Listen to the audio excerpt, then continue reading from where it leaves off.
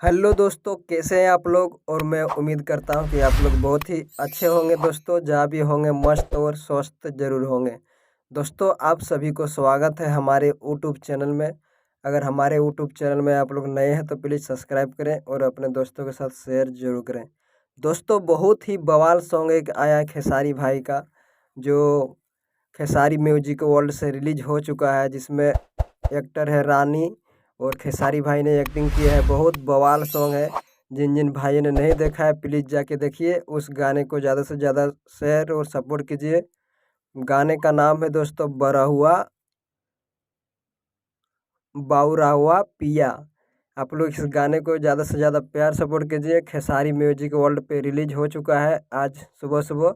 आप लोग देखिए, अभी 1 घंटा हुआ है। इसका व्यूज बहुत कम है अभी, लेकिन आप लोग देखिए और इस गाने को ज़्यादा से ज़्यादा प्यार सपोर्ट कीजिए।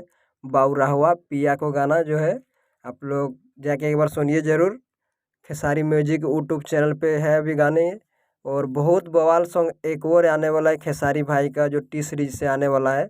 उसके बारे में वीडियो बना के अभी थोड़ी देर में आप लोग को दूंगा। तब तक इस गाने को आप लोग प्यार सपोर्ट कीजिए। चलिए मिलते हैं अगले वीडियो में।